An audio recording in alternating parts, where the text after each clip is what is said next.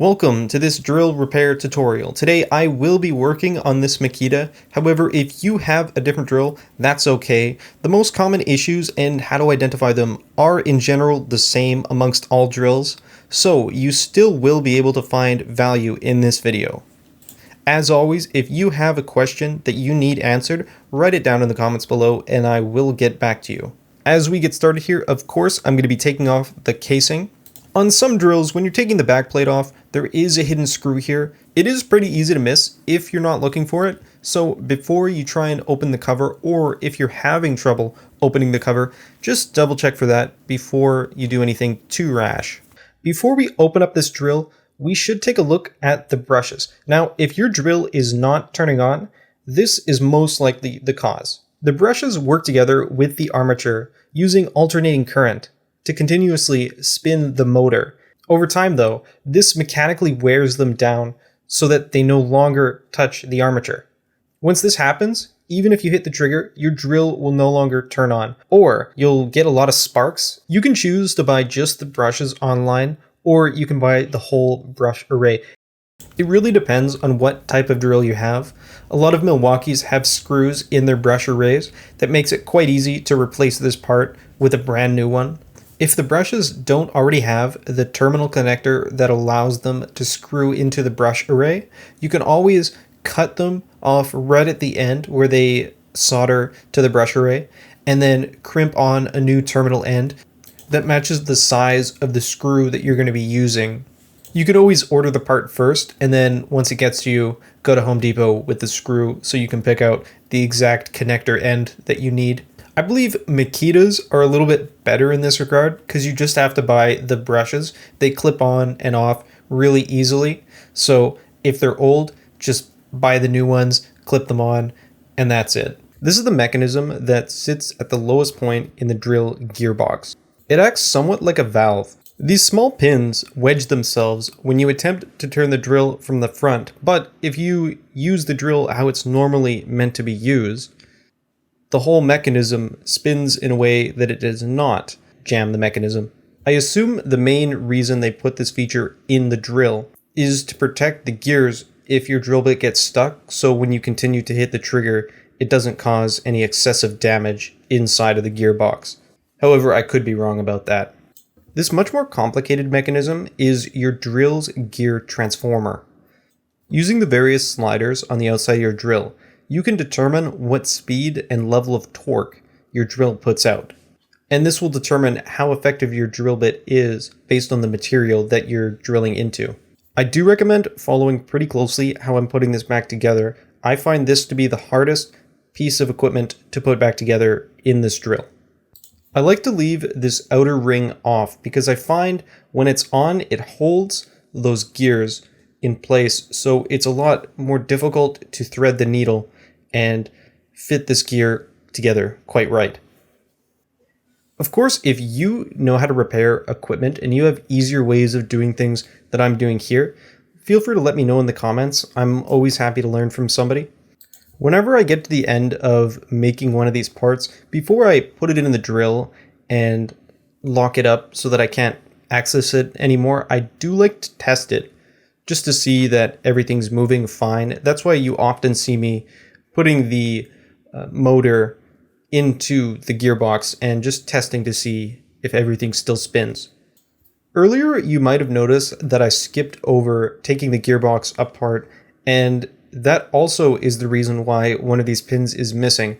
I dropped this gearbox assembly on the ground and pieces went everywhere, and I just haven't been able to find this last pin. However, everything generally functions pretty well, so I'll go ahead with the fix, but just know you're supposed to have one more pin than I have. As I put this gearbox back together, I thought it might be useful to explain how some parts work that you might be unaware of. In a few seconds, I'm going to put in a part called a gear selector. It allows you to select different gear ratios. If you're using your drill normally, it'll show little pictograms with a drill, a screw, sometimes even a hammer drill. This next part is called a wear plate, and it plays a vital role in the lifespan of your drill. These thin flat pieces of metal are strategically placed between other components such as gears or bearings that would typically cause wear to other parts. Acting as a buffer, these wear plates absorb the friction and slowly over time wear down themselves, instead of having those more vital parts break down over time. Quickly going back to the gearbox selector, you'll notice the little spring arms here fit perfectly on the teeth on the outside of this metal piece. They also can fit on the outside in those little gaps.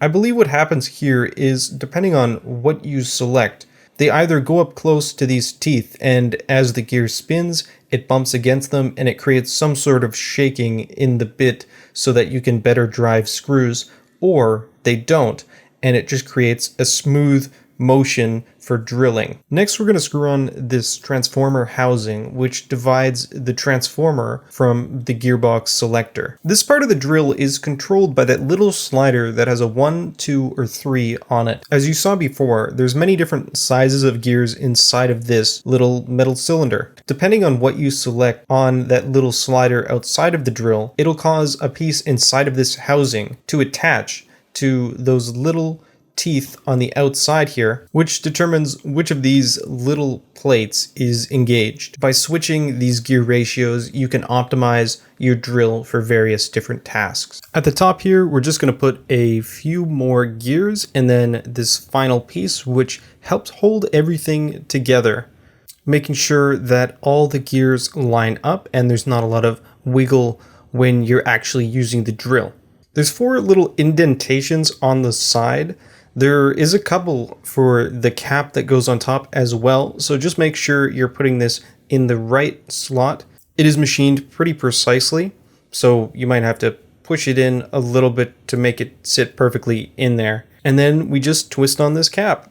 When you're putting your drill's wiring back together, sometimes it can be confusing of the exact pathway you're going to want to take with the wires.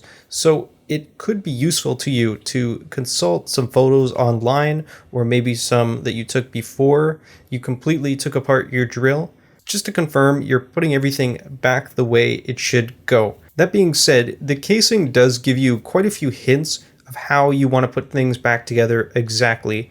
There's little plastic areas where you clip your wires in, so also be aware of those. Before you clip any of the parts at the top of your drill back into the housing, you're going to want to make sure that your drill gearbox assembly, the armature, and the magnet are all connected together and then put into your brushes before you do that, because it is quite difficult to click this stuff in without it being done all at once. You'll notice there is a little indentation on the magnet that goes around the armature. That's one of those things you want to keep an eye on. It has to be in quite a specific spot for the drill to close properly, so keep an eye out for that. The little plastic indentations on the brushes as well. And sometimes there is guides on the housing to exactly how far the magnet is to be from the armature, or how far the armature is going to be inside of the brushes. So just make sure that you're following all of those on your drill housing.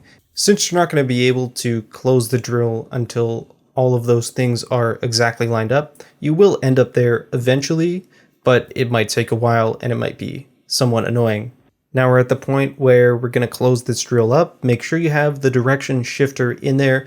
That's a very forgettable part. I've forgotten it quite a few times, and it takes about 2 to 3 minutes to open the drill back up. So it's kind of annoying if you do forget it. If you've mixed up your screws at all, if you have a mill wonky, the 4 screws at the front are slightly longer than the ones that connect the housing together. So that's how you can determine which are which. If you have a Makita, they're quite different in size, so you should have no trouble. And the drill works perfectly fine. So that's everything for this video. I hope to see you in the next one.